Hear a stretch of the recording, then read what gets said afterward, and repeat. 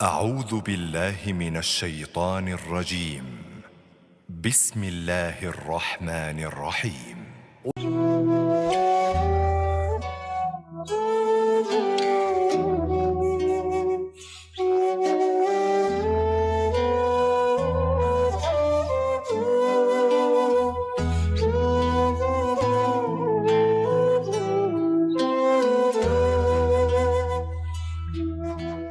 Bismillahirrahmanirrahim. Assalamualaikum warahmatullahi wabarakatuh. Assalamualaikum warahmatullahi Alhamdulillahirabbil alamin. Alladzi khalaqal mauta wal hayata liyabluwakum ayyukum ahsanu amala. Wa huwal azizul ghafur. Asyhadu an la ilaha illallah wa asyhadu anna Muhammadar Rasulullah. Allahumma shalli ala sayyidina Muhammad wa ala ali sayyidina Muhammad. Alhamdulillah, puji dan syukur senantiasa kita panjatkan kepada Allah Subhanahu wa taala atas segala limpahan nikmat karunia yang sampai dengan kita hidup di dunia, dari kita dilahirkan sampai dengan detik ini tidak pernah berhenti, terus Allah kucurkan kepada kita. Terutama nikmat yang paling besar di dalam hidup kita yaitu iman dan Islam. Alhamdulillah. Tidak lupa nikmat-nikmat lain yang begitu banyak yang tidak akan mampu kita semua menghitungnya. Semoga Allah Subhanahu wa taala menjadikan kita hamba-hambanya terus bersyukur dan juga diberikan kekuatan untuk terus menjaga dan meningkatkan keimanan kita, ketakwaan kita sampai akhir hayat kita semua. Amin ya rabbal alamin. Salawat dan salam semoga senantiasa terlimpah tercurahkan kepada junjungan kita yang mulia, yang tercinta, Nabi besar Muhammad Sallallahu Alaihi Wasallam. Tidak lupa pada para keluarga dan sahabatnya, para tabiin, para ulama, guru-guru kita semua, dan sampai kepada seluruh umatnya hingga akhir zaman. Amin ya rabbal alamin. Alhamdulillah wa syukurillah Allah pertemukan kita kembali di dalam kegiatan rutin kita setiap had malam, yaitu kajian Masjid Ashifa Fakultas Kedokteran Unpad yang diselenggarakan secara online. Alhamdulillah pada minggu ini kita dipertemukan kembali bersama guru kita Bapak Ustadz Nur Ihsan Jendula LC. Haturun Ustadz, syukran jazakallah khair kasiran atas kehadirannya bersama kami. Insya Allah akan menjadi amal ibadah luar biasa di hadapan Allah, dan tentunya bagi kita semua semoga menjadi ilmu yang bermanfaat melalui apa yang akan disampaikan oleh beliau, dan juga semoga Allah mudahkan kita juga untuk diberikan pemahaman dan tentunya dalam mengamalkannya juga, dan semoga menjadi wasilah meningkatnya keimanan kita semua di hadapan Allah Subhanahu wa taala. Baik, kita sebelum dibuka mengucapkan terima kasih juga kepada para jamaah sekalian, para guru besar Fakultas Kedokteran Unpad. Hatur nuhun, syukran jazakallah katsir atas kehadirannya, dan juga para jamaah sekalian. Hatur nuhun, semoga menjadi manfaat untuk kita semua. Amin ya rabbal alamin. Baik, kita buka kegiatan kita pada malam hari ini dengan kita bersama membaca basmalah. Bismillahirrahmanirrahim. Alhamdulillah, pada tema yang akan dibahas pada malam hari ini tentunya berkaitan dengan momen yang kita lewati, yaitu pada saat tanggal 27 Rajab, yang insya Allah pemerintah kita menentukan jatuh pada bersamaan tanggal 18 Februari, yaitu pada hari kemarin. Dan sebagian diberikan tanggal merah, libur. Nah, dan alhamdulillah semoga dengan syukur yang juga pemerintah berikan kepada kita semua menjadi hari libur tentunya, semoga juga menjadi waktu yang baik untuk kita menafakuri dan juga mengambil hikmah dan inspirasi dari apa sebetulnya Isra wal Mi'raj itu sendiri, dan mengapa kita semua harus paham. Tentunya kita harus paham, harus mengerti apa yang terjadi di masa kenabian Rasulullah Muhammad SAW, sebuah mukjizat yang luar biasa, dan tentunya itu bukan kejadian yang biasa-biasa saja, dan itu juga tentunya menjadi sejarah yang kita ketahui meninggalkan satu aktivitas ibadah yang biasa kita lakukan sehari-hari, itu sholat 5 waktu, dan juga merupakan sebuah ujian keimanan bagi kita semua terkait dengan kejadian luar biasa yang Rasulullah alami pada saat itu. Dan insya Allah malam hari ini akan dibedah oleh guru kita. Semoga apa yang disampaikan pada malam ini terkait Isra Mi'raj itu menumbuhkan semangat-semangat keislaman yang menambah luar biasa. Sholat kita semakin khusyuk, ibadah kita semakin khusyuk, semakin yakin dengan kekuasaan Allah Subhanahu wa taala tentunya. Dan setiap kita melewati momen Rajab, tidak hanya hari liburnya saja yang diingat, tetapi juga apa makna yang terkandung di dalamnya yang senantiasa bisa meningkatkan keimanan dan ketakwaan kita kepada Allah Subhanahu wa taala. Baik, langsung saja kepada guru kita, Bapak Ustadz Syahrul Ihsan Junaidah LC, waktu dan medianya kami persilakan. Enggak Ustadz. Hatur nuhun. Suara saya jelas ya? Jelas Ustadz. Alhamdulillah. Baik. A'udzubillahi minasyaitonirrajim. Bismillahirrahmanirrahim. Assalamualaikum warahmatullahi wabarakatuh. Alhamdulillah. Alhamdulillahilladzi bini'matihi tatimmus salihat wa bifadlihi tatahaqqaqul ghayat wa bita'atihi tanzilul barakat. Asyhadu an la ilaha illallah wahdahu la syarikalah wa asyhadu anna Muhammadan abduhu wa rasuluh. Allahumma salli ala Sayyidina Muhammadin wa ala alihi wa ashabihi ajma'in. Allahumma la sahla illa ma ja'altahu sahla wa anta taj'alul hazna idza syi'ta sahla. Allahumma la ilma lana illa ma 'allamtana innaka antal alimul hakim. Allahumma 'allimna ma yanfa'una wanfa'na bima 'allamtana wa zidna ilman wa amalan ya rabbal alamin, amma ba'du. Bapak Ibu, mari sama-sama kita selalu bersyukur kepada Allah Subhanahu wa taala, masih terus diberikan usia, masih terus diberikan hidayah. Malam ini kita bisa bersilaturahim, berkumpul. Mudah-mudahan dalam pertemuan kita malam hari ini ada manfaat yang bisa kita dapatkan.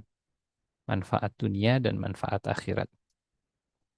Semoga Allah mudahkan, semoga Allah ridhai, semoga Allah berkahi, dan semoga Allah memberikan taufik sehingga yang kita dapatkan bisa kita amalkan insyaallah. Amin ya rabbal alamin. Bapak Ibu yang dirahmati Allah, tentunya seperti yang tadi disampaikan dari moderator bahwa peristiwa Isra dan Mi'raj bukan sesuatu yang asing di telinga kita insyaallah. Namun demikian, saya kira tidak ada salahnya kalau kemudian kita perkuat ya.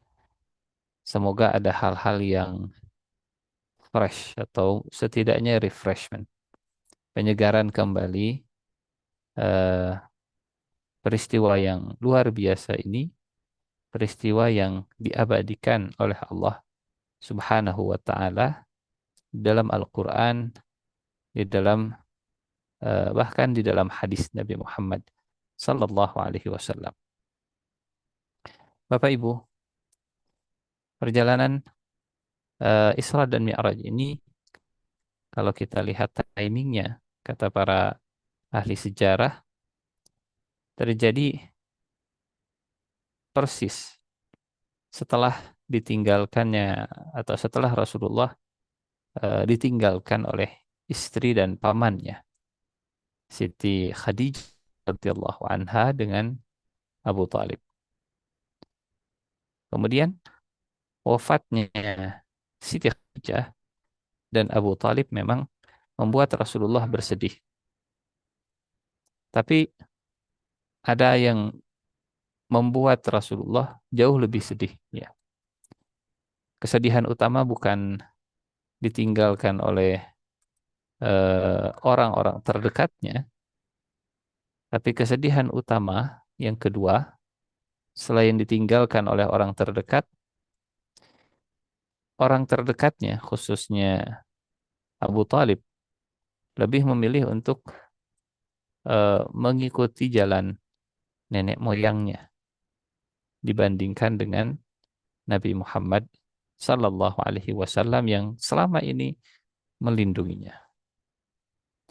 Adalah wajar kalau kita mencintai seseorang, kita mengharapkan kebaikan sebesar-besarnya untuk orang tersebut. Kita cinta anak, kita menginginkan anak lebih baik dari orang tuanya. Kita cinta pasangan, kita pasti menginginkan kebaikan yang besar untuk pasangan. Sehingga eh, kebaikan yang diinginkan oleh Rasulullah Sallallahu Alaihi Wasallam kepada pamannya adalah selamat nanti di akhirat. Dan pengaruh Abu Jahal memang begitu kuat ya. Di detik-detik sakaratul mautnya, Abu Talib didampingi oleh Abu Jahal sekaligus juga oleh Rasulullah Sallallahu Alaihi Wasallam. Sehingga eh, beradu pengaruh. Tapi eh, ya qadarullah, kehendak Allah. Pengaruh teman itu begitu dahsyat luar biasa dan Abu Talib memilih berada di atas agama nenek moyangnya. Di antara tipu daya atau kalimat-kalimat statement yang seringkali membuat si malakama ya saat membandingkan antara orang tua dengan kebenaran. Abu Talib dihadapkan oleh Abu Jahal di persimpangan jalan. Kata Abu Jahal, wahai Abu Talib, siapakah yang lebih baik? Orang tuamu atau keponakanmu? Kalau memang orang tuamu lebih baik, tentu ajarannya juga pasti jauh lebih baik dari ajarannya Muhammad. Tapi kalau engkau mengatakan Muhammad lebih istimewa daripada nenek moyang kita, daripada orang tua kita, ya biar nanti orang lain yang akan berbicara bahwa eh, menurut Abu Talib orang tuanya tidak lebih baik daripada keponakannya. Nah, dibuat gamang dan galau. Akhirnya kesedihan yang kedua inilah yang membuat Rasulullah Sallallahu Alaihi Wasallam kemudian bersedih hati. Ya, kesedihan yang pertama karena kehilangan, kesedihan yang kedua karena Abu Talib lebih memilih jalan yang bersimpangan di akhir hayat. Meskipun seumur hidupnya membela dan melindungi Nabi Muhammad Sallallahu Alaihi Wasallam. Puncak dari kesedihan adalah setelah wafatnya Abu Talib dan Siti Khadijah, dakwah Rasulullah Sallallahu Alaihi Wasallam mengalami banyak tantangan, banyak hambatan. Karena Abu Talib backingnya Rasulullah dalam berdakwah. Walaupun musyrik, walaupun tidak sepakat dalam urusan agama, boleh jadi siap melindungi. Ya. Ini pelajaran tentang Abu Talib bagi umat Nabi Muhammad SAW. Tidak semua yang berbeda agama itu harus jadi musuh kita. Bahkan kalau memang bisa beda agamanya beda, tapi tetap melindungi kita, maka disitulah perannya Abu Talib pada umat Nabi Muhammad Sallallahu Alaihi Wasallam. Bapak Ibu yang dirahmati Allah, puncak kesedihan Nabi adalah saat dakwah Rasulullah kemudian dicegah, dihalang-halangi, bahkan ancamannya sudah sampai ke tingkat pembunuhan Nabi Muhammad Sallallahu Alaihi Wasallam. Nah, kata para ahli sejarah, di tahun-tahun itulah, ya, ada yang mengatakan 1 tahun sebelum hijrah, ada yang mengatakan 3 tahun sebelum hijrah, ada yang mengatakan tahun 10 setelah diangkat menjadi nabi. Intinya, ragam pendapat di antara para ahli sejarah ini bisa menjadi apa namanya, perluasan atau keluasan cakrawala berpikir kita, keluasan wawasan kita. Nah, Bapak Ibu yang dirahmati Allah Subhanahu wa taala, peristiwa Isra dan Mi'raj, peristiwa perjalanan yang agung ini sekali lagi terjadi setelah Rasulullah Shallallahu alaihi wasallam mengalami himpitan perasaan, himpitan kesedihan demi kesedihan yang berlipat-lipat, sedih di atas sedih. Nah, pada satu malam Rasulullah Shallallahu alaihi wasallam kemudian diperjalankan. Saya minta tolong ini digarisbawahi, diperjalankan. Ya. Kenapa ini harus digarisbawahi? Karena diperjalankan itu kata yang menunjukkan ada subjek, ada predikat, dan ada objek. Nah, kita mulai dengan peristiwa atau kisah Isra dan Mi'raj. Bapak Ibu yang dirahmati Allah, tentunya mengulas Isra dan Mi'raj tidak bisa lepas dari surat yang bercerita atau firman Allah Subhanahu wa taala yang mengulas peristiwa tersebut. Tadi kita sudah sampaikan ya, diawali kisah Isra-nya Rasulullah sallallahu alaihi wasallam. Nah, kalau istilah zaman sekarang apa ya? Di caption gitu ya. Caption peristiwa Isra dan Mi'raj yang memang dalam Al-Qur'an tidak detail ya. Ini kalau istilah medsos hanya screenshot tertentu. Hanya momen-momen tertentu yang kemudian diabadikan oleh Allah Subhanahu wa taala. Tentunya ayat Al-Qur'an adalah dalam tanda petik caption terbaik terhadap satu fragmen, satu capture, satu peristiwa yang diabadikan, ya, momentum yang diabadikan. Nah, pertama kita akan mentadabburi ayat Al-Qur'annya, kemudian kita lanjutkan ke perjalanan kisahnya. Caption yang kemudian mereview, mengulas perjalanan Isra dan Mi'raj ada di ayat pertama surat Al-Isra itu sendiri. A'udzu billahi minasyaitonir rajim. Bismillahirrahmanirrahim. Subhanalladzi asra bi'abdihi laylan minal masjidil harami ilal masjidil aqsa alladzi barakna haulahu linuriyahu min ayatina innahu huwas sami'ul basir. Maha suci Allah yang telah memperjalankan hambanya. Maha suci Allah yang telah memperjalankan hambanya pada malam hari dari Masjidil Haram ke Masjidil Aqsa yang telah kami berkahi sekelilingnya.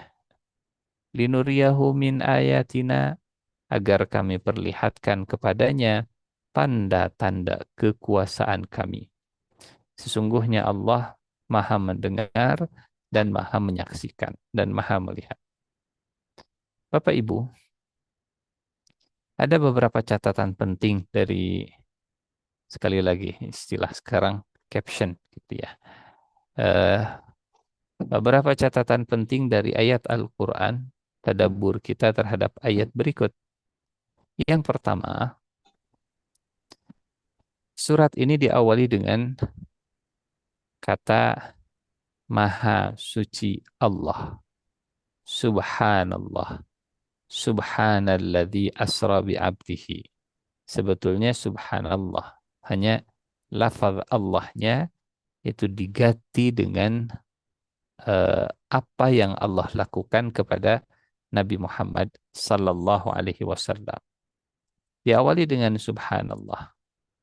Ada beberapa surat di dalam Al-Quran yang dimulai dengan tasbih. Baik itu tasbih dalam bentuk present tense, sabbahalillah, sabbahalillah, sabbahalillah, atau surat yang dimulai dengan tasbih dalam bentuk fi'il mudhari atau present continuous tense. Yusabbihu lillah, yusabbihu lillahi ma fis samawati wa ma fil ardil malikil quddusil azizil hakim. Surat Al-Jumu'ah. Atau surat yang diawali dengan tasbih menggunakan kata benda ya. Subhanallah. Subhanalladzi asra bi'abdihi. Subhanallah. Ada juga surat yang dimulai dengan perintah untuk bertasbih.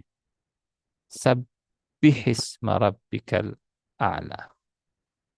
Sehingga lengkap dari mulai past tense-nya, present continuous tense-nya, kemudian kata bendanya, kemudian fi'il amar atau kata perintahnya. Sabbihisma rabbikal a'la. Nah, apa hikmah yang bisa diambil dengan surat Al-Isra yang diawali dengan Subhanallah, Maha Suci Allah? Bapak Ibu, Allah memulai caption peristiwa Isra dan Mi'raj dengan pokok dasar tauhid. Subhanallah, Maha Suci Allah adalah pokok dasar tauhid. Subhanallah artinya menjauhkan segala cacat dan aib dari Allah Subhanahu wa taala. Maha Suci Allah. Maha Suci Allah dari segala ketidakmampuan. Maha Suci Allah dari segala kekurangan. Maha Suci Allah dari semua kelemahan. Maha Suci Allah dari semua kekurangan. Maha Suci Allah dari ketidakmampuan. Maha Suci Allah dari semua cacat, aib, dan kekurangan. Surat ini dimulai dengan pokok dan dasar tauhid. Nah, Bapak Ibu, kalimat subhanallah ini artinya hanya Allah yang maha suci. Kita, manusia, kalau nampak suci, bukan benar-benar maha suci, tapi Allah yang maha sucilah yang menjaga aib, menutup cacat dan kekurangan kita. Kalau ada manusia yang nampak perfect, ya. Kalau melihat ada orang yang nampak sempurna segala-galanya, harus dipastikan, harus dicatat bahwa orang tersebut orang yang sedang ditutup semua aib dan keburukannya oleh Allah Subhanahu wa taala. Karena tidak ada yang suci. Tidak ada yang benar-benar bersih.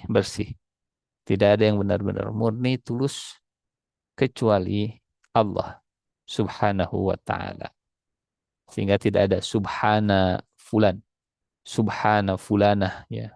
Subhanal Malik, Maha Suci Sang Raja misalnya. Tidak ada, tidak boleh juga. Hanya Allah yang Maha Suci. Dan kalimat tasbih ini mengajak kita untuk memperbanyak dan membasahi lisan kita senantiasa dengan mengingat Allah, senantiasa dengan berzikir. Jadi peristiwa Isra dan Mi'raj dimulai dengan pokok dasar tauhid, dimulai dengan mengingat Allah Subhanahu wa taala. Nah, Bapak Ibu, kenapa dimulai dengan Subhanallah, Maha Suci Allah? Tadi kita sampaikan bahwa kalimat yang tepat adalah dalam Isra dan Mi'raj itu Nabi Muhammad diperjalankan. Bukan Nabi Muhammad berjalan atau melakukan perjalanan. Apa yang membedakan? Nah, inilah makna kalimat subhanallah. menjauhkan semua cacat aib dan kekurangan, mensucikan Allah. Jadi bukan Rasulullah yang melakukan perjalanan, karena kalimat atau redaksi kalimat seperti itu nampak seperti mengurangi peran besar Allah Subhanahu wa Ta'ala. Redaksi yang terbaik adalah Isra dan Mi'raj adalah diperjalankannya Nabi Muhammad Sallallahu Alaihi Wasallam oleh Allah Subhanahu Wa Taala. Apa bedanya? Sangat berbeda sekali, Bapak Ibu. Peristiwa Isra dan Mi'raj ini bukan tentang Nabi Muhammad Sallallahu Alaihi Wasallam. Peristiwa Isra dan Mi'raj ini tentang pertunjukan kekuasaan Allah Subhanahu wa Ta'ala. Ini tentang pertunjukan. Ya. Ini tentang pertunjukan kekuasaan Allah Subhanahu wa Ta'ala. Supaya kita tidak gagal fokus. Ya. Fokusnya itu bukan Nabi Muhammad. Fokusnya itu adalah Allah Subhanahu wa Ta'ala dengan segala kekuasaannya. Karena pertama tadi dimulai dengan Maha Suci Allah, Subhanalladzi asra bi abdihi, atau Subhanallah. Ya. Jadi fokus Isra dan Mi'raj itu, sekali lagi, fokus Isra dan Mi'raj itu adalah pertunjukan kekuasaan Allah dalam memperjalankan Rasulullah Sallallahu Alaihi Wasallam. Yang artinya, Bapak Ibu, Nabi Muhammad itu objek, bukan subjek dalam Isra dan Mi'raj. Nabi Muhammad itu objek, predikatnya Isra dan Mi'raj, subjeknya, atau kita mulai dari subjek, predikat, objeknya. Subjek Isra dan Mi'raj itu Allah. Predikatnya Isra dan Mi'raj. Siapa objeknya? Nabi Muhammad Sallallahu Alaihi Wasallam. Apa yang membedakan kalau subjeknya Nabi Muhammad dengan subjeknya Allah Subhanahu wa Ta'ala? Bedanya sangat jauh, bedanya sangat besar. Kalau subjeknya Nabi Muhammad Sallallahu Alaihi Wasallam, maka orang yang mendustakan, tidak percaya dengan Isra dan Mi'raj, sebenarnya sedang meragukan kemampuan Nabi Muhammad Sallallahu Alaihi Wasallam yang bisa melakukan perjalanan secepat kilat. Kalau dinisbatkannya ke Nabi Muhammad Sallallahu Alaihi Wasallam sebagai subjeknya. Nah, sebaliknya, kalau Allahnya sebagai subjek, artinya Allah yang memperjalankan. Melibatkan Allah dalam perjalanannya, Allah yang memperjalankan, maka meragukan peristiwa Isra dan Mi'raj sama saja meragukan kemampuan Allah Subhanahu wa Ta'ala. Jadi jauh lebih dahsyat begitu ya.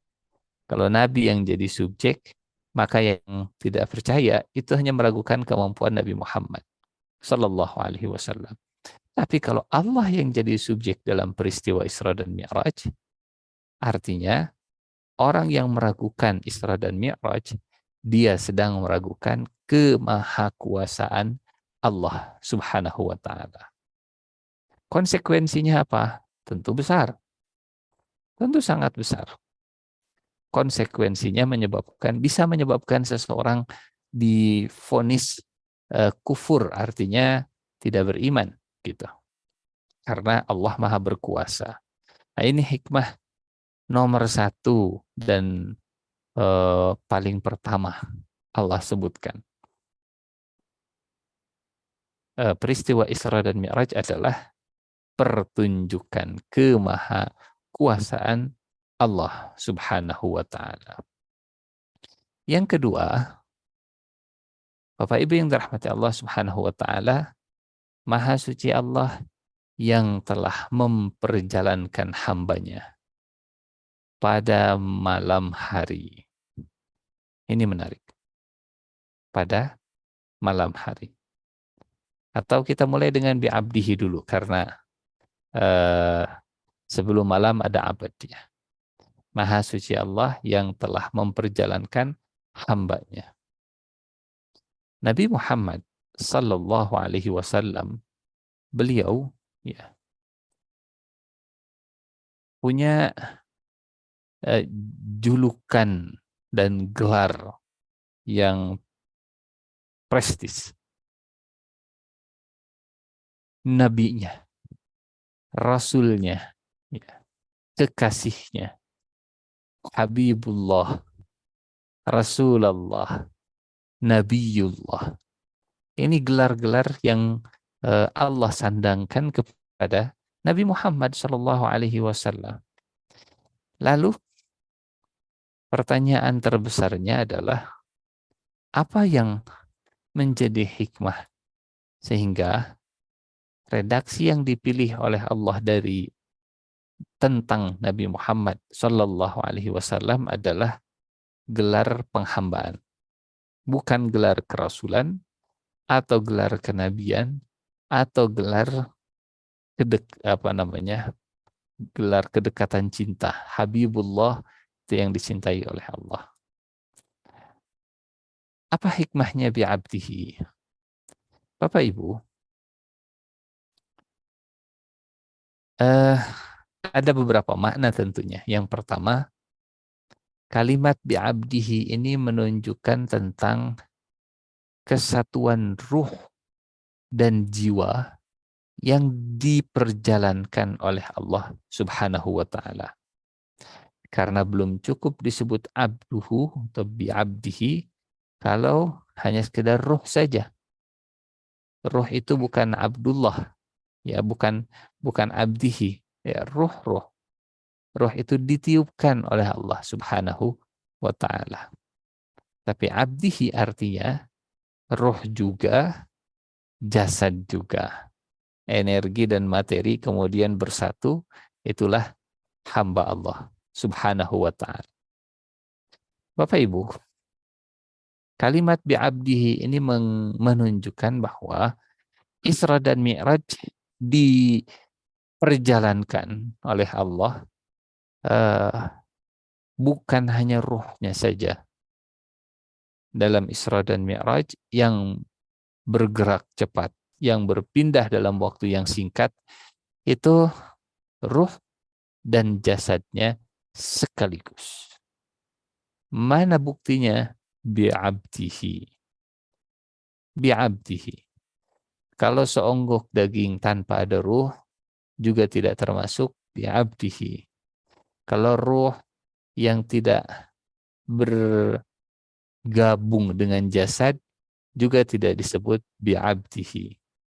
Nah, bi'abdihi itu gabungan antara ruh dengan jasad. Dan cukup dengan logika sebetulnya untuk orang-orang yang meyakini Isra dan Mi'raj itu hanya ruh Nabi saja, bukan dengan jasadnya. Apa yang membuktikan bahwa Isra dan Mi'raj itu dengan jasadnya? Karena orang-orang Mekah, Quraisy Mekah, mereka menuduh Nabi gila, mendiskreditkan, memojokkan, menjelek-jelekan Nabi Muhammad SAW yang sudah melakukan perjalanan singkat. Kalau ruh yang melakukan perjalanan singkat kemanapun, ya, kemanapun dan kapanpun, orang tidak akan protes. Contoh, ya, ruh yang melakukan perjalanan singkat itu saat manusia sedang tertidur misalnya. Pak Adri tahu nggak, semalam itu saya melakukan perjalanan dari Masjid Al-Jabar ke Masjid Istiqlal hanya dalam waktu kurang dari 5 menit. Hanya dalam waktu kurang dari 5 menit. Ini tuh asli dalam mimpi. Saya yakin andai lebih jauh dari itu, dari Masjid Al-Jabar sampai ke Masjid mana? Nabawi, asal itu dalam mimpi orang nggak akan protes. Biarlah mimpi. Seaneh-anehnya juga nggak perlu dikomentari gitu, sifatnya mimpi. Apa yang membuat orang musyrik Mekah? Mereka heboh, genjleng kata orang Sunda. Apa sebab kegenjlengan orang musyrik Mekah mendengar peristiwa Isra dan Mi'raj? Apa sebabnya? Karena mereka yakin bahwa Rasulullah Shallallahu Alaihi Wasallam ketika cerita tentang Isra dan Mi'raj, mereka yakin perjalanan itu perjalanan ruh dan jasad. Sehingga diprotes, wah Muhammad sudah gila. Perjalanan 1 bulan hanya ditempuh dalam 1 malam. PP lagi. Pulang pergi lagi. Nah, justru protesnya orang musyrik Mekah adalah tanda perjalanan Isra dan Mi'raj itu diyakini oleh mereka, oleh orang yang tidak percaya, ruh dan jasadnya. Sehingga mereka menolak, nggak mungkin kami saja 1 bulan baru nyampe. Masa Muhammad 1 malam sudah nyampe lagi di sini? Nggak mungkin. Kalau orang musyrik Mekah pada zamannya saja berpikiran demikian, nah ini menggambarkan, menunjukkan bahwa Isra dan Mi'raj itu ruh dan jasad. Dan itulah yang me, membentuk kata bi'abdihi. Nah, ada makna yang lain. Bapak Ibu, subhanalladzi asra bi'abdihi artinya harga dari tiket perjalanan yang agung ini adalah menjadi hamba Allah Subhanahu wa ta'ala. Kalau ingin diperjalankan dalam perjalanan yang istimewa, perjalanan kehidupan menuju keistimewaan, maka tarifnya adalah menjadi hamba Allah Subhanahu wa ta'ala. Apa tiketnya perjalanan Isra dan Mi'raj? Menjadi Abdullah, menjadi hamba Allah. Itu tiketnya. Dan tiketnya PP begitu ya, dari Mekah sampai Mekah lagi. Nah, Bapak Ibu, peristiwa Isra dan Mi'raj ini peristiwa dengan penghormatan yang tertinggi sekali. Kenapa kita sebut tertinggi sekali? Tidak ada orang hebat, orang soleh, orang takwa, bahkan seorang nabi pun yang pernah diperjalankan sedahsyat ini sampai mi'rajnya ke Sidratul Muntaha. Seperti Rasulullah Sallallahu Alaihi Wasallam. Nggak ada yang seperti itu. Penghormatannya tertinggi. Melihat surga sebelum meninggal dunia. Bapak Ibu, ada satu ayat di dalam surat An-Najm, di mana Rasulullah Sallallahu Alaihi Wasallam ketika perjalanan Isra dan Mi'raj memang melihat surga, ya, memang melihat surga. Nah, Allah gambarkan, diberi caption, ketika sampai ke Sidratul Muntaha, Rasulullah melihat malaikat Jibril dalam wujudnya yang asli sekali lagi. Seumur-umur Nabi Muhammad SAW melihat malaikat Jibril itu dalam wujudnya yang asli 2 kali. Kalau berubah wujud sering, gitu ya. Kalau menurunkan Al-Quran seperti bunyi lonceng juga sering. Nah, Bapak Ibu yang dirahmati Allah Subhanahu wa Ta'ala, yang pertama di wahyu yang kedua.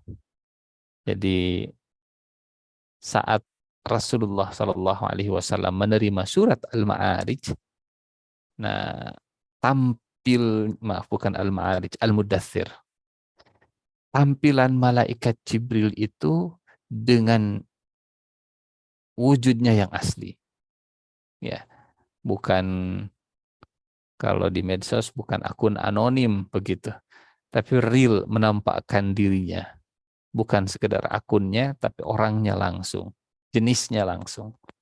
Hanya 2 kali. Yang pertama tadi, melihat wujudnya yang asli, saat mendapatkan panggilan, ya ayyuhal muddathir. Wahyu yang kedua.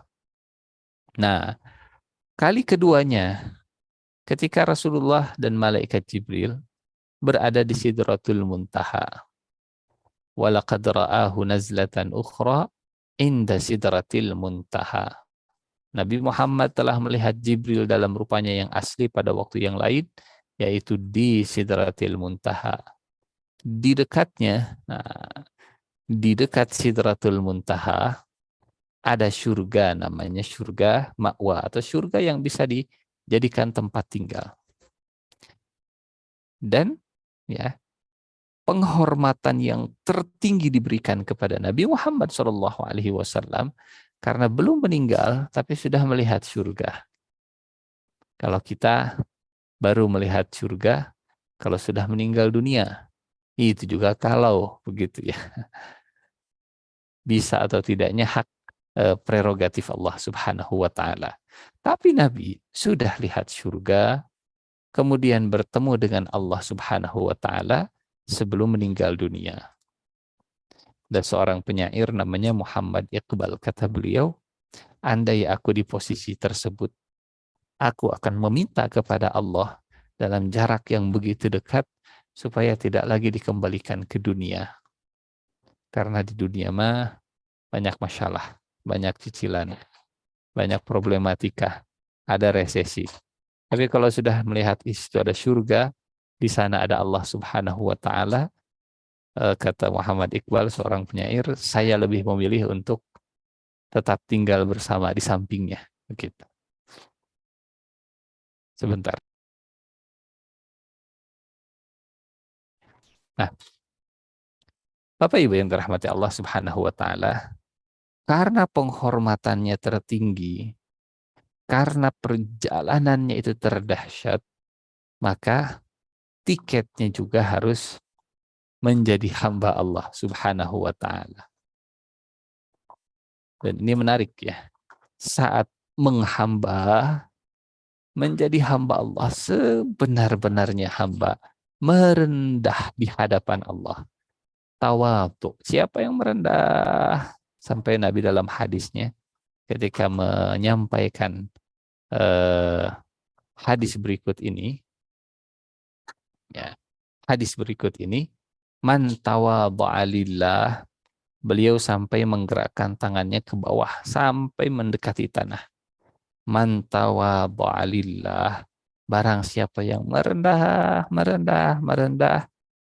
tolong digarisbawahi, karena Allah. Tidak sedikit merendah modus, merendah untuk meroket. Bungkusnya merendah, padahal batinnya ingin meninggi, begitu. Lillah, bukan linnas, bukan li popularitas, bukan li dan seterusnya. Barang siapa yang merendah karena Allah, maka Allah akan angkat derajatnya. Barang siapa yang merendah karena Allah, kemudian Rasulullah mengangkat tangannya ke atas, maka Allah akan angkat derajatnya. Merendah, diangkat derajatnya. Meninggi, direndahkan derajatnya oleh Allah. Seperti iblis, meninggi, mengangkat dirinya sendiri. Kata iblis, saya lebih baik daripada Adam. Saya lebih baik daripada Adam. Meninggi. Maka Allah pun rendahkan. Fir'aun meninggi di muka bumi. Saat Fir'aun mengatakan, bukankah saya yang menjadi Raja Mesir? Dan sungai Nil itu mengalir di bawah kaki saya. Ya. Alaysa li mulku Misr wa hadhil anharu tajri min tahti. Seolah sumber eh, penghidupan rakyat Mesir itu ada di bawah kendali kaki Fir'aun. Kalimatnya begini. Wanada Fir'aunu fi qawmihi, maaf. Wanada Fir'aunu fi qawmihi, qala ya qawm, alaysa li mulku Misr, wa hadhil anharu tajri min tahti, afala tubsirun, am ana khairum min hadha alladhi huwa mahin, wala yakadu yubin. Kata Fir'aun, bukankah kerajaan Mesir ini kepunyaanku? Jadi merasa bahwa power yang Allah titipkan itu diklaim kepemilikannya oleh Fir'aun. Jadi hati-hati dengan klaim kekuasaan milik saya. Kalau di Perancis dulu ada istilah apa? L'état c'est moi gitu ya. Entahlah dibacanya bagaimana. Artinya negara adalah saya. Kekuasaan itu semua adalah saya. Suka-suka saya. Jadi kata Firaun juga sama. Alaysa li mulku Misr. Wa hadhil anharu tajri min tahti. Bukankah kerajaan Mesir ini kepunyaanku dan sungai-sungai ini mengalir di bawahku? Maksudnya sumber kehidupan rakyat Mesir itu di bawah kakinya Firaun. Ini kan menyombongkan diri di atas Sungai Nil. Seolah Sungai Nil punya dia, punya nenek moyangnya. Karena sombong di atas air, maka Allah pun rendahkan ke bawah air. Qarun meninggi dengan hartanya, maka Allah benamkan ke dalam bumi juga dengan hartanya. Ya, rumusnya itu unik. Naik turun begitu ya. Siapa yang merendah karena Allah, maka Allah akan mengangkat. Siapa yang mengangkat dirinya, maka Allah akan merendahkannya. Man tawadha'a lillah rafa'ahu Allah. Ini catatan penting yang kedua, ya. Catatan yang pertama tentang pokok dan dasar dari tauhid. Isra dan Mi'raj itu subjeknya Allah, bukan Rasulullah Sallallahu Alaihi Wasallam, supaya kita tidak gagal fokus. Yang ketiga, Subhanalladzi asra bi'abdihi laila. Maha suci Allah yang telah memperjalankan hambanya pada malam hari. Bapak Ibu, pertanyaan sederhana yang pernah saya sampaikan ke anak sekolahan.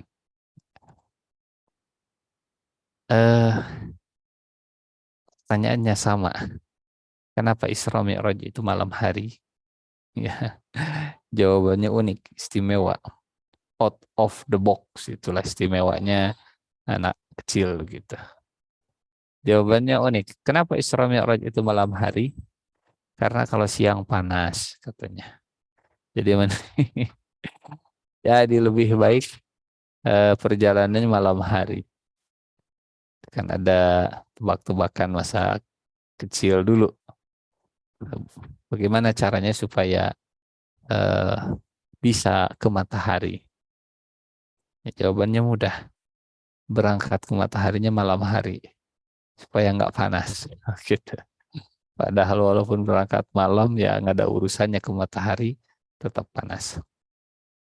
Jadi ada hikmah di balik pilihan waktu yang Allah lakukan. Kenapa Laila? Kenapa malam hari? Bapak Ibu, pertama kita harus meyakini bahwa andai Allah memperjalankan Nabi di siang hari, Allah pasti bisa. Allah pasti mampu. Tidak ada yang mustahil. Ya,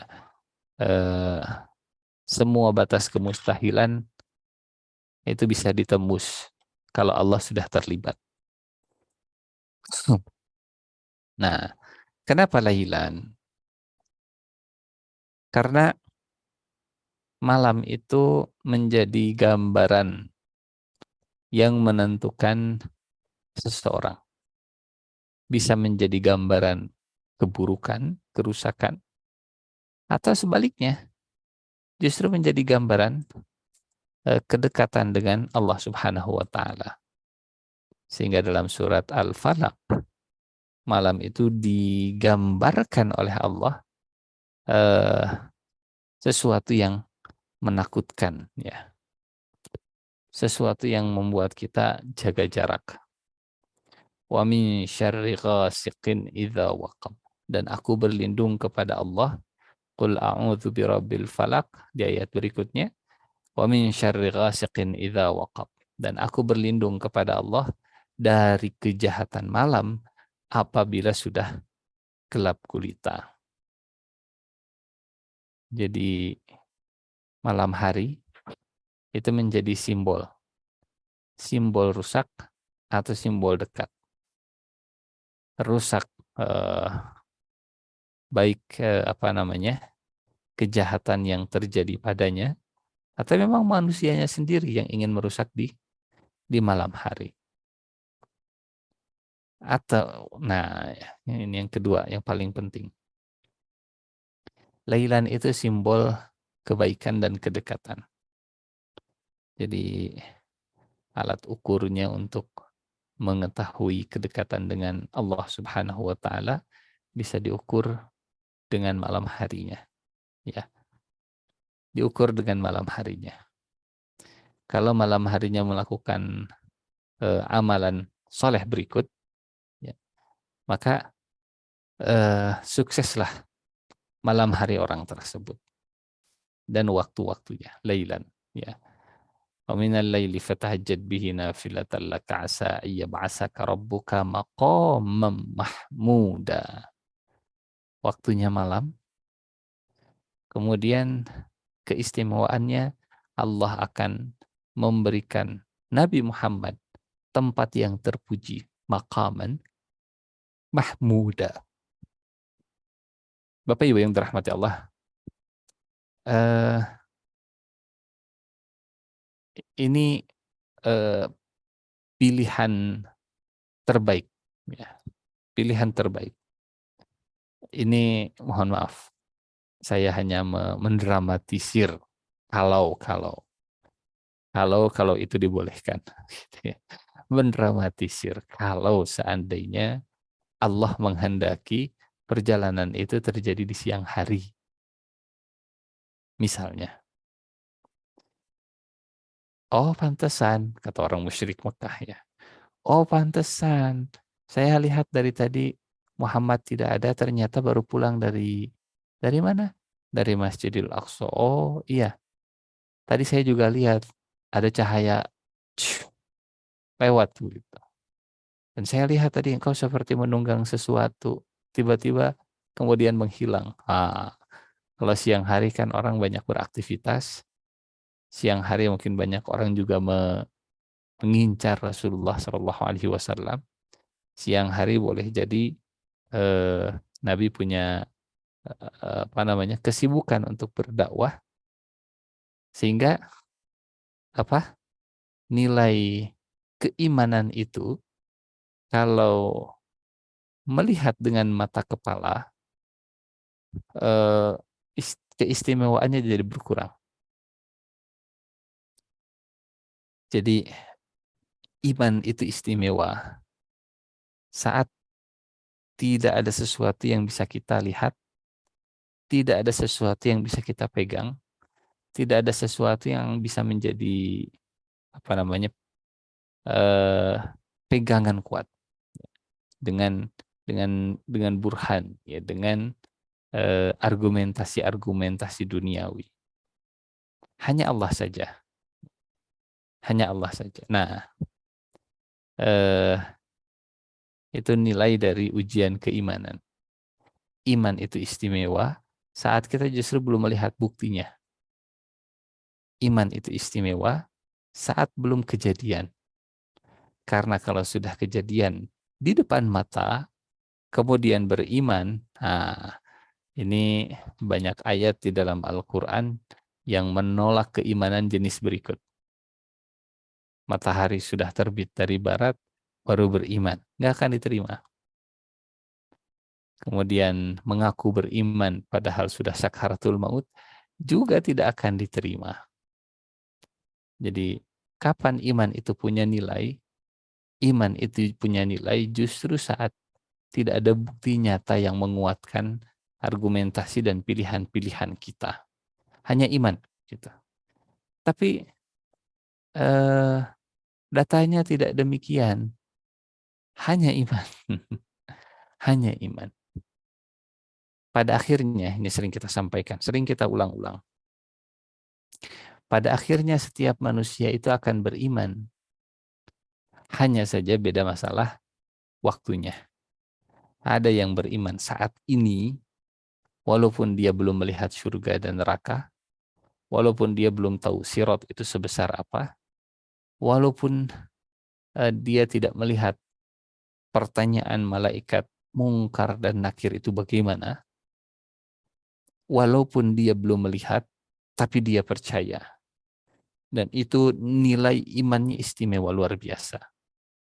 Dibandingkan dengan seperti Fir'aun misalnya, yang baru mengaku beriman, justru di detik-detik ketika Fir'aun itu sudah melihat apa yang selama ini ditakutkan dan diancamkan. Disindir oleh Allah. Surat Yunus, ya. A'udzubillahi minasyaitonirrajim, ayat ke 90 90-91. Wajawazna bi bani Israil al-bahra fa'atba'ahum fir'aun wa junuduhu baghyaw wa adwa hatta idza adrakahul gharaq. Nah, ini dia. Hatta idza adrakahul gharaq, sehingga apabila Fir'aun itu telah hampir tenggelam, Fir'aun kemudian berkata, ini pengakuan iman di detik-detik terakhir. Kalimat pertama yang meluncur dari lisannya Fir'aun adalah kalimat pengakuan keimanan. Amantu. Ya, aku beriman. Amantu billadzi amanat bihi banu Israel wa ana minal muslimin. Ada pengakuan iman di sana, ada pengakuan Islam di sana. Tapi ditolak dua-duanya oleh Allah Subhanahu wa taala. Baru sekarang jadi orang yang baru percaya kalau sudah kejadian, pastinya orang yang tidak dianggap begitu ya. Kan sudah dikasih tahu, Tapi tetap saja ada tipikal keturunan Fir'aun yang baru insaf dan taubat kalau sudah mendekati kematian, sudah sakaratul maut, disindir kencang oleh Allah, baru sekarang al-an wa qad asaita qablu wa kunta minal mufsidin. Baru sekarang kamu percaya, padahal dari dulu sudah durhaka gitu. Dan kamu termasuk orang-orang yang berbuat kerusakan. Nah, ini kembali ke peristiwa Isra dan Mi'raj yang dipilih waktunya oleh Allah di malam hari, karena malam hari itu tadi simbol rusak atau sebaliknya simbol dekat dan juga ujian keimanan. Kalau malam orang jarang beraktivitas, Rasulullah pergi dan pulang dalam waktu yang singkat, itu jadi ujian keimanan. Kalau siang, ya banyak orang yang tahu, oh iya, engkau tadi seperti menunggangi sesuatu, tiba-tiba menghilang, kemudian datang lagi, oh iya, kita percaya. Nah, itu dia yang kita maksud dengan ujian keimanan dari kata laylan. Subhana tentang pokok dan dasar tauhid. Asra bi'abdihi ini tentang tiket yang dibayar untuk diperjalankan dalam perjalanan yang istimewa. Subhanalladzi asra bi'abdihi juga merendah karena Allah. Harus karena Allah. Merendah karena Allah untuk ditinggikan derajatnya oleh Allah. Yang ketiga, bi'abdihi laylan. Kenapa malam? Karena malam itu ujian iman. Karena malam itu simbol kerusakan atau sebaliknya simbol kedekatan. Nah, kita kembali lagi ke ayatnya. Subhanalladzi asra bi'abdihi laylan minal masjid al-haram ilal masjid al-aqsa. Bapak Ibu, dari masjid ke masjid, perjalanan Nabi Muhammad bertemu dengan Allah, perjalanan Rasulullah berjumpa dengan Tuhannya, perjalanan menuju Sidratul Muntaha, itu dimulai dari masjid ke masjid. Dari masjid ke Sidratul Muntaha. Jadi perjalanan bertemu Allah itu dari sujud ke sujud. Ya, masjid secara bahasa tempat sujud. Dari rumah Allah ke rumah Allah sampai akhirnya ketemu Allah. Nah, ketemu Allahnya di derajat yang paling tinggi. Jadi ya memang healing yang terbaik itu ke rumah Allah gitu ya, dari rumah Allah ke rumah Allah lagi. Minal masjid ilal masjid. Minal masjidil haram, dari masjidil haram ke masjidil aqsa. Kembali kita menggali hikmah. Kenapa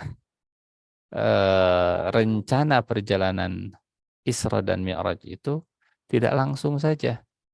Minal masjidil haram langsung ila sidratil muntaha. Ya, padahal kalau Allah mau kan bisa. Namanya juga Maha Suci Allah dari semua kekurangan. Tidak ada yang tidak bisa. Tidak ada yang mustahil. Semua batas kemustahilan bisa ditembus. Karena yang menyebut mustahil itu manusia. Ya. Yang ya kemustahilan itu tidak membatasi Allah Subhanahu wa taala. Minal masjidil haram ilal masjidil aqsa. Bapak Ibu, disinggung Masjidil Aqsa karena punya nilai yang luar biasa. Kita dalam peristiwa Isra dan Mi'raj ini diinginkan oleh Allah. Allah menghendaki supaya tidak melupakan Masjidil Aqsa dan nasibnya saat ini.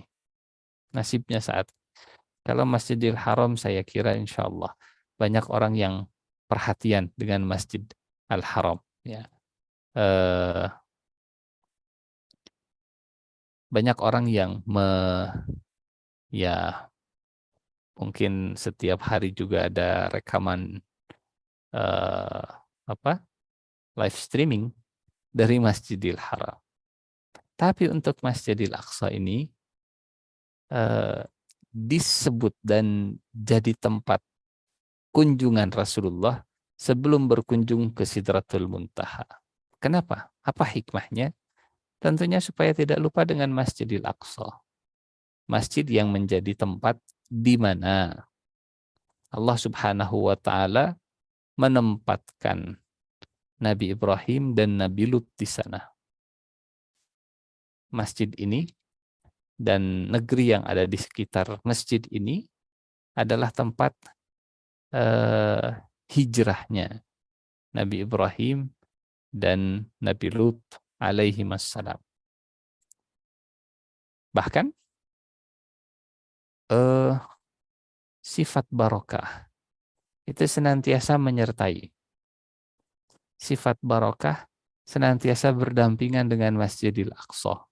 Ya. Sifat barokah. Kalau di surat Al-Anbiya ayat 71 ini, kisah Nabi Lut, kisah Nabi Ibrahim, dan kisah keberkahan Masjidil Aqsa. Wa najjaynahu wa Lutan ilal ardi allati barakna fiha. Dan kami selamatkan Ibrahim serta Lut dari kaum yang melempar Nabi Ibrahim ke dalam api. Kemudian kami berkahi di dalam negeri tersebut. Ya. Negeri di situ ada Masjidil Aqsa-nya, Allah berkahi. Nah, di surat yang lain, surat Al-Anbiya misalnya ayat ke-81. Wali Sulaiman ar-riha 'asifah tajri bi amrihi ilal ard allati barakna fiha. Kami tundukkan angin yang sangat kencang untuk Nabi Sulaiman. Tiupannya bisa berhembus dengan perintahnya. Ini luar biasa ya. Kalau sekarang angin kencang itu bagian dari bagian dari iklim, ya, bagian dari cuaca, tapi bisa dikendalikan. Jadi kalaupun ada ada topan, ada badai, Nabi Sulaiman itu diberikan mukjizat oleh Allah, bisa mengendalikan cuaca, bisa mengendalikan udara mungkin ya istilahnya. Karena angin itu udara yang bergerak. Tapi bukan apa istilahnya kalau dalam film kartun, airbender. Itu dia. The Last Airbender begitu. Nabi Sulaiman bisa mengendalikan angin, mengendalikan udara yang bergerak. Dan Nabi Sulaiman adalah seorang pengendali udara. Tentu bukan itu ini hikmahnya. Tapi saat Nabi Sulaiman diceritakan oleh Allah dengan negeri Al-Quds, Allah melekatkan sifat barokah. Al-ard allati barakna fiha. Negeri yang kami berkahi di dalamnya. Itu kisah Nabi Sulaiman. Ya. Yang berikutnya, surat Al-A'raf ayat 137, surat 34 ayat 18. Ya. Lagi dan lagi. Barokah itu disematkan jadi kata sifat yang pasti untuk negeri yang ada di sekitar Masjid Al-Aqsa, Al-Quds. Wa awrasnal qawma alladhina kanu yustad'afuna masyariqal ardi wa magharibaha allati barakna fiha. Ini cerita tentang Bani Israel. Wa ja'alna bainahum wa bainal qura allati barakna fiha quran zahirah. Jadi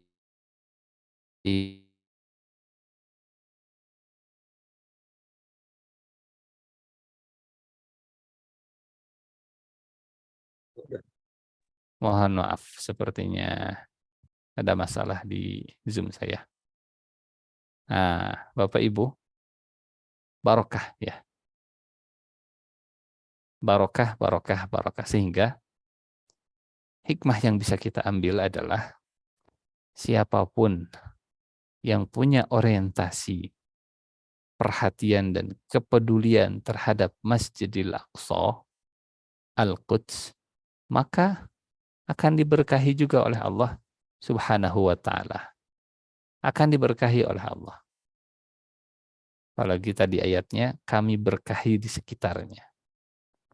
Kalau kita punya kepedulian kepada Masjidil Aqsa, Allah pun akan memberkahi.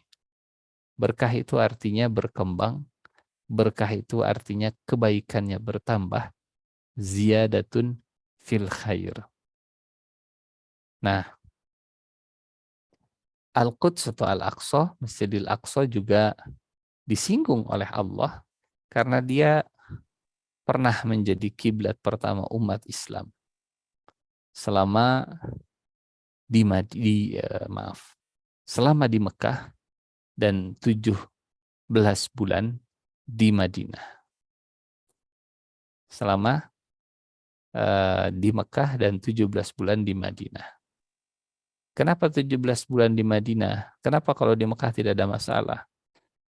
Ini Allah ceritakan ya kronologisnya. Mungkin bahasa kita begitu. Semoga saya tidak salah.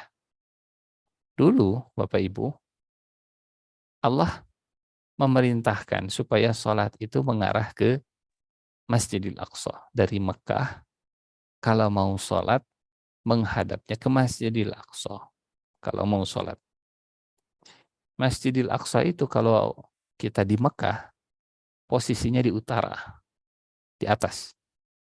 Jadi kalau sholatnya di Mekah, dekat dengan Ka'bah, biasanya Rasulullah Shallallahu Alaihi Wasallam menjadikan Ka'bah di tengah antara Rasul dengan Baitul Maqdis, dengan Al-Aqsa. Tapi ketika hijrah ke Madinah, beliau ada di tengah-tengah, menghadap ke utara berarti membelakangi Ka'bah, menghadap ke Ka'bah berarti membelakangi Masjidil Aqsa. Gitu.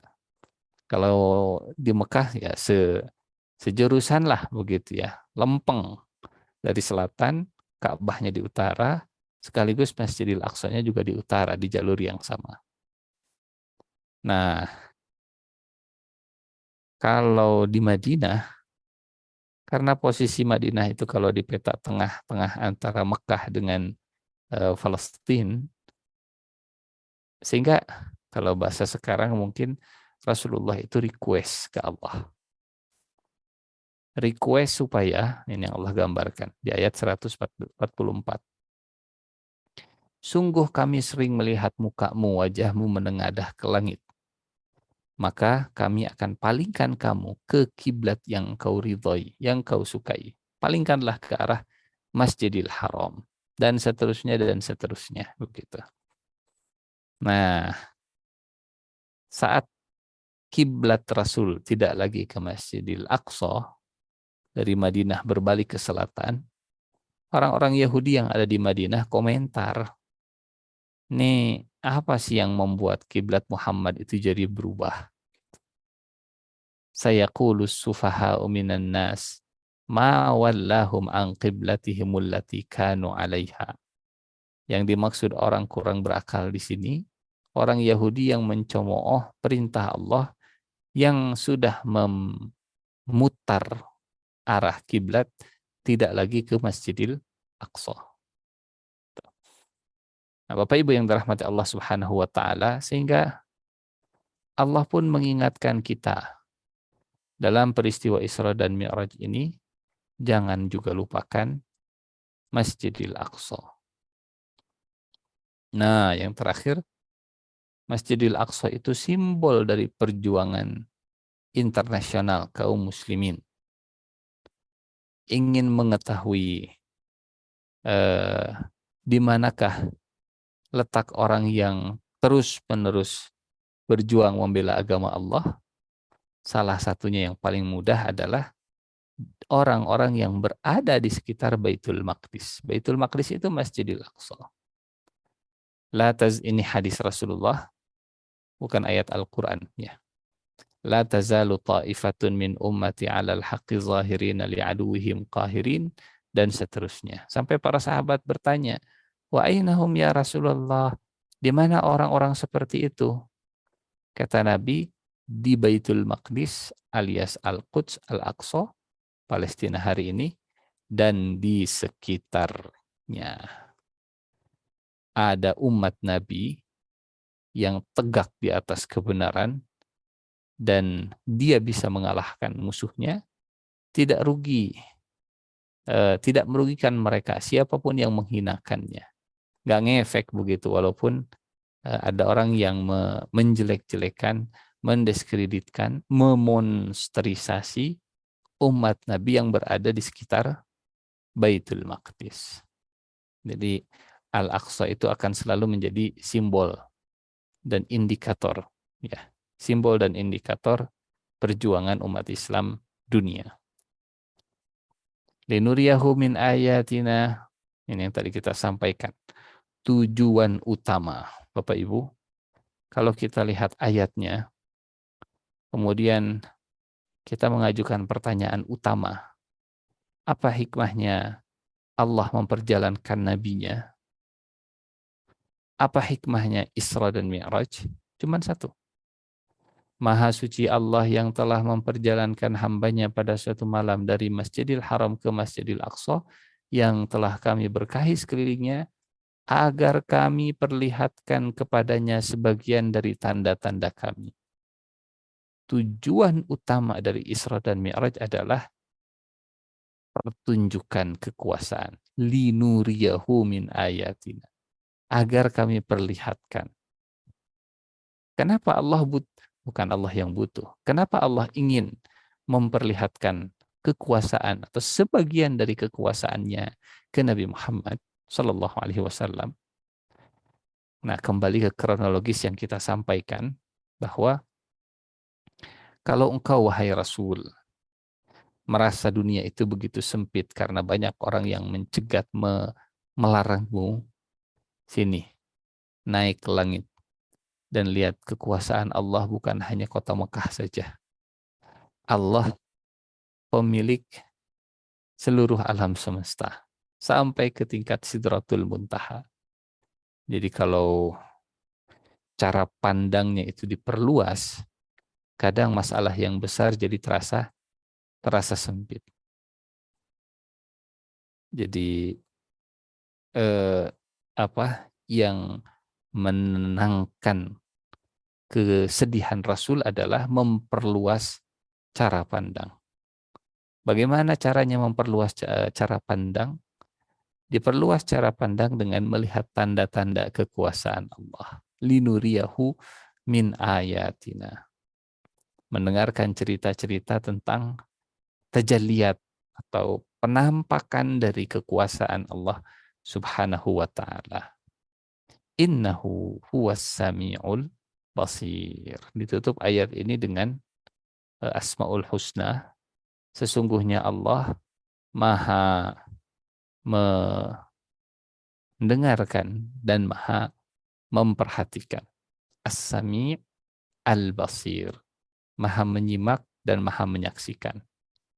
Nah, Bapak Ibu, sebagai penutup, doa inilah yang disimak oleh Allah dan diperhatikan saat Nabi Muhammad pergi ke Taif, dilempari batu, kakinya berdarah, masuk ke kebun, kemudian beliau berdoa dengan doa ini. Jadi jawaban atas doa Nabi Muhammad adalah Isra dan Mi'raj. Allahumma inni ashku ilaika dha'fa quwwati wa qillata hilati wa hawani 'alan nas ya arhamar rahimin.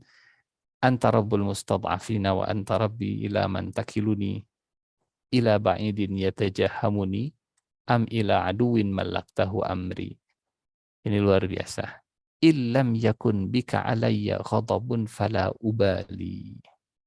Tidak ada keberatan bagiku asal aku tetap dalam ridhamu. Masya Allah. Walaupun istrinya meninggal, nggak apa-apa, yang penting Allah ridho. Walaupun pamannya meninggal, nggak apa-apalah, yang penting Allah ridho. Walaupun dakwah semakin susah, nggak apa-apalah, yang penting Allah ridho. Walaupun harus berjalan kaki ke Taif hampir 80-an kilo, nggak apa-apa, yang penting Allah ridho. Walaupun ketika sampai di Taif setelah berjalan kaki puluhan kilo itu, justru dilempari batu, nggak apa-apa, yang penting Allah ridho. In lam yakun bika alayya ghadabun fala ubali. Dan nampak dalam doa ini seolah, ya Allah jangan marah dong.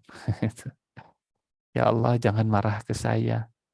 Ya Allah, seolah kita meraba wafatnya Siti Khadijah adalah murka Allah ke Nabi Muhammad begitu. Kita meraba seolah dilemparinya batu ketika Nabi berdakwah di Taif, itu karena Allah marah. Padahal ternyata tidak demikian. Ternyata tidak demikian. Sehingga untuk menenangkan, meyakinkan, aku nggak marah wahai Rasul, kata Allah. Aku itu masih sayang. Pengen bukti, yuk sini kita healing, kita traveling, kita jalan-jalan, kita lakukan Isra dan Mi'raj. Lihat kekuasaan Allah. Kerajaan Allah bukan hanya Mekah dan Taif. Bumi Allah bukan hanya Mekah dan Taif. Luas luar biasa. Itu tadi. Linuriyahu min ayatina innahu huwas sami'ul basir. Doa-doa Rasulullah yang didengarkan dan disaksikan dijawab dengan peristiwa Isra dan Mi'raj. Tentu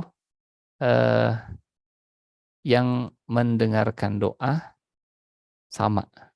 Yang hari ini juga mendengarkan doa-doa kita. Jadi jangan putus asa. Insya Allah masih besar kesempatan kalau kita meminta akan diijabah oleh Allah Subhanahu wa taala. Wallahu a'lam bishawab. Saya kembalikan ke Pak Adri. Assalamualaikum warahmatullahi wabarakatuh. Waalaikumsalam warahmatullahi wabarakatuh. Insyaallah, alhamdulillah, syukran jazakallah Ustaz atas beberapa hikmah yang telah disampaikan tadi. Saya juga alhamdulillah telah mencatat, Masya Allah, begitu seharusnya.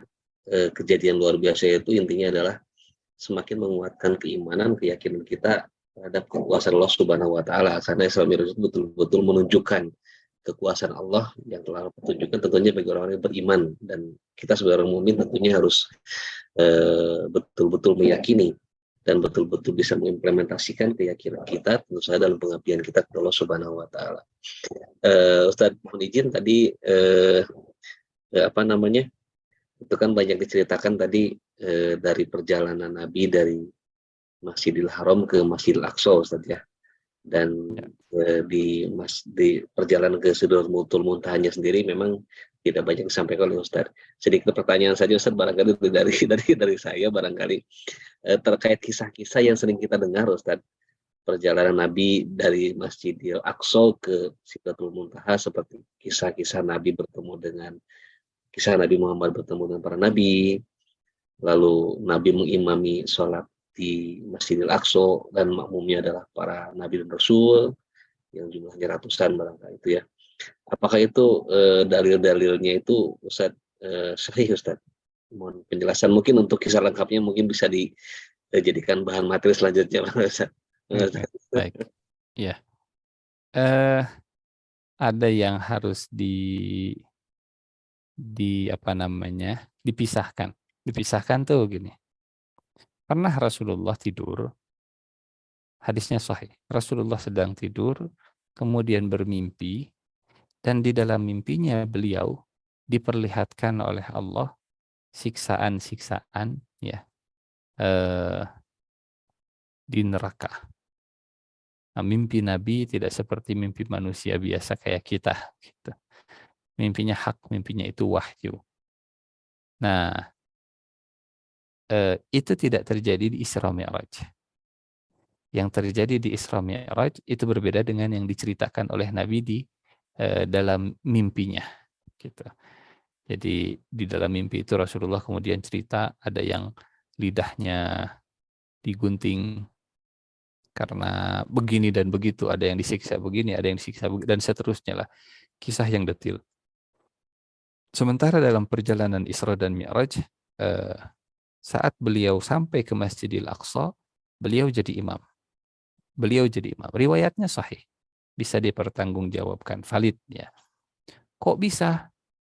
Kan Nabi yang lain sudah meninggal dunia. Sementara Nabi Muhammad masih dengan fisik dan jasadnya. Nah, itu sebabnya. Surat yang mengulas perjalanan Isra dan Mi'raj dimulai dengan Subhanallah. Maha suci Allah. Begitu. Memangnya Allah kesulitan untuk mempertemukan antara manusia yang masih hidup dengan manusia yang sudah meninggal kemudian sholatnya bareng? Tidak ada yang mustahil bagi Allah. Sekali lagi, kata subhanallah, subhanalladzi asra, itu kata kunci untuk semua iskal yang sulit untuk kita cerna. Allah pasti mampu. Yang kedua, apa saja sih yang dilihat oleh Nabi ketika Mi'raj ya? Dan apa bekal pulang dari perjalanan Isra dan Mi'raj? Singkatnya mungkin begini. Beliau bertemu dengan beberapa nabi. Di langit 1 dengan Nabi Adam, langit 2 dengan Nabi Isa dan Yahya, langit 3 dengan Nabi Yusuf, langit 4 dengan Nabi Idris, langit 5 dengan Nabi Musa, langit 6 dengan Nabi saya lupa, Nabi Harun ya. Langit berikutnya Nabi Ibrahim alaihissalam. Baru setelah itu ke Sidratul Muntaha, dapat 3 hal. Nah, oleh Isra dan Mi'raj itu 3. Yang pertama pastinya salat yang masyhur 50. Kemudian yang kedua jaminan dari Allah, garansi bahwa semua masuk surga asal tidak berbuat syirik kepada Allah Subhanahu wa taala. Semua diampuni asal tidak menduakan Allah. Yang ketiga, 2 ayat terakhir dari surat Al-Baqarah itu juga oleh Isra dan Mi'raj. Gitu. Jadi 3 oleh Isra dan Mi'raj. 2 ayat terakhir surat Al-Baqarah, jaminan surga dan ampunan dosa bagi yang tidak menduakannya. Dan yang terakhir salat. Yang kita tahu 50 kemudian jadi 5 akhirnya begitu. Itu mungkin rangkuman sekilas sampai ke Sidratul Muntaha. Wallahu a'lam bissawab. Baik, syukur jazakallah Ustaz jawabannya. Ini waktu sebenarnya sudah di ujung Ustaz, tapi mohon izin memilih saja 1 atau 2 pertanyaan Ustaz. Ini mohon izin kepada jamaah sekalian yang mungkin tidak saya bacakan, mohon maaf. Dari Ibu Dr. Dele Amal ini mungkin sudah terjawab oleh Ustaz ya tadi. Dia bertanya mengapa tidak diawali Maha Besar Allah, tapi Maha Suci Allah kata Ustaz. Ya. Lebih kuat. Betul. Jadi kemahasucian itu tujuannya adalah untuk menghilangkan semua kemustahilan dari benak dan pikiran manusia. Subhana, maha suci. Yang secara bahasa kalau melihat kamus Arabnya, subhana itu artinya menjauhkan gitu ya, atau berenang jauh. Orang kalau berenang bahasa Arabnya yasbahu. Kolam renang bahasa Arabnya masbah ya. Perintah untuk berenang atau perintah untuk mengajarkan anak berenang, alimu auladakum as-sibahah. Sibahah itu artinya berenang jarak jauh. Nah, secara bahasa subhana itu menjauhkan sesuatu. Apa yang dijauhkan? Keburukan. Dari apa dijauhkannya? Dari Allah. Kekurangan, aib, cacat dijauhkan dari Allah Subhanahu wa ta'ala. Jadi nggak ada yang mustahil buat Allah Subhanahu wa ta'ala. Wallahu a'lam bissawab. Wallahu a'lam bissawab. Masya Allah, ternyata kalau kita memang menguasai bahasa Arab itu logika kita tidak terlalu banyak. Karena betul. Karena ada ungkapan begini kata para ulama. Kalau mempelajari agama tanpa mempelajari bahasa Arab, kita sulit untuk istilah orang Sunda nama hesengotakna begitu ya. Hesengotakna apa ya bahasa Indonesianya.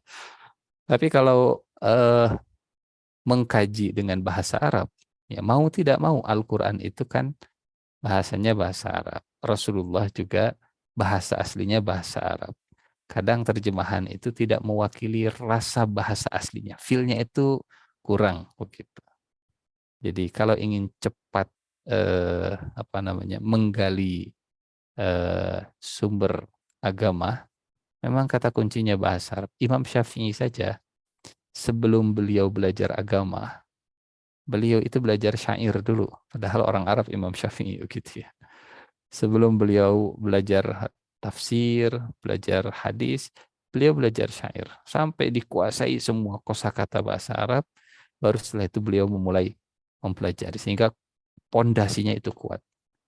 Ini salah satu keistimewaan belajar bahasa Arab begitu ya, tanpa meninggalkan kebanggaan kita sebagai orang Sunda, orang Indonesia, atau orang manapun. Wallahu a'lam bishawab. Baik, terima kasih Ustaz. Boleh izin satu pertanyaan lagi barangkali Ustaz. Mangga, mohon. Dari Ibu Dr. Ina Kristiani nih. Ini pertanyaan terakhir untuk malam hari ini. Bismillah. Ya. Peristiwa Isra Mi'raj dikenal dengan perintah sholat 5 waktu. Tadi sudah disampaikan juga Ustaz, oleh-olehnya salah satunya sholat 5 waktu. Bagaimana Nabi sholat sebelum peristiwa Isra Mi'raj? Nah, itu Ustaz, apakah ya. ada? Baik. Peristiwa Isra Mi'raj itu bukan perintah pertama menjalankan sholat. Nah, Isra dan Mi'raj itu perintah untuk menjalankan sholat 5 waktu. Sebelum sholat yang 5 waktu ini, sudah ada perintah sholat. Pertama, sholat malam, ya. Perintahnya di surat Al-Muzammil. Surat Al-Muzammil. Ini perintah-perintah awal. Perintah-perintah atau surat yang turun pertama ke Rasulullah Sallallahu Alaihi Wasallam. Ya ayyuhal muzammil, qumil laila illa qalila. Wahai orang yang berselimut, ya, bangunlah untuk sembahyang kecuali sedikit daripadanya. Nah, yang kedua, selain salat malam, salat qiyam juga, Allah memerintahkan malaikat Jibril untuk mengajarkan salat pagi dan salat sore. Pagi 2 rakaat, sore 2 rakaat. Jadi sudah ada perintah salat walaupun belum 5, ya, waktunya belum 5 kali. Bahkan salat qiyamul lailnya juga wajib gitu perintahnya. Baru setelah ada salat fardu, setelah ada subuh, zuhur, asar, maghrib, isya, nah qiyamul lail statusnya diringankan untuk umat, tapi tetap untuk Nabi Muhammad. Untuk Nabi Muhammad statusnya wajib. Untuk umat Nabi Muhammad jadi sunnah. Karena yang wajibnya adalah sholat fardu 5 waktu. Begitu. Jadi Isra dan Mi'raj bukan pertama kalinya Nabi Muhammad mengetahui perintah tentang sholat. Mangga, silahkan.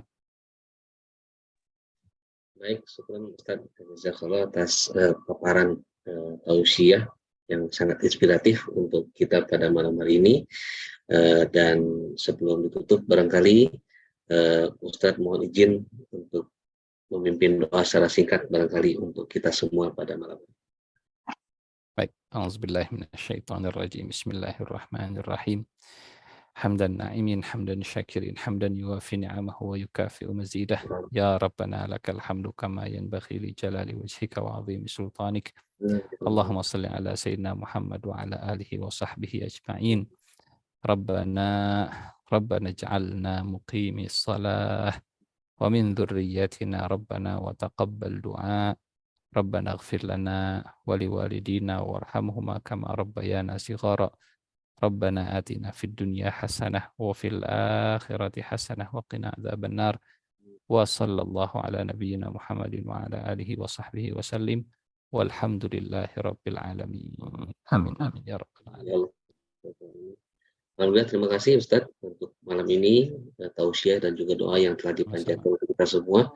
Insya Allah Subhanahu Wa Taala akan mendengar dan mengijabah doa kita semua bagi hamba-hambanya yang alhamdulillah sedang bertolabul ilmu pada malam hari ini.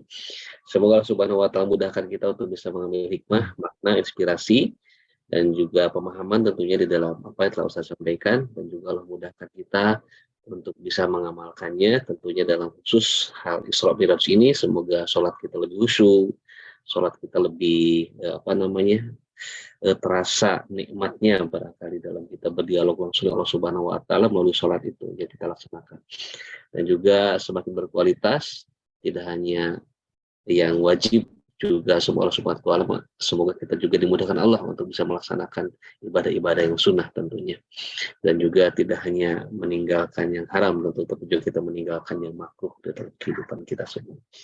Baik, terima kasih daripada guru kita Ustadz Nur Ihsan Jundullah. Terima kasih. Semoga Allah Subhanahu wa taala senantiasa merahmati Amin. Ustadz dan juga kita semua tentunya. Amin. Insya Allah kita bertemu kembali pada hari Ahad yang akan datang. Kita tutup dengan doa kifaratul majelis bersama-sama. Subhanakallahumma wa bihamdika, asyhadu an la ilaha illa anta, astaghfiruka wa atubu ilaik. Alhamdulillahirabbil alamin. Subhana wabillahi taufiq wal hidayah. Assalamualaikum warahmatullahi wabarakatuh. Waalaikumsalam warahmatullahi wabarakatuh. Orang nggak sadayana izin Nuhun pamit. pisan. Jazakallahu khair, Sami-sami. Ustaz. Oh ya. Atur nuhun Ustaz. Nuhun Kang Adri. Sami-sami dokter nuhun. Assalamualaikum. Assalamualaikum warahmatullahi wabarakatuh. Prof, mangga Prof. Hatur nuhun.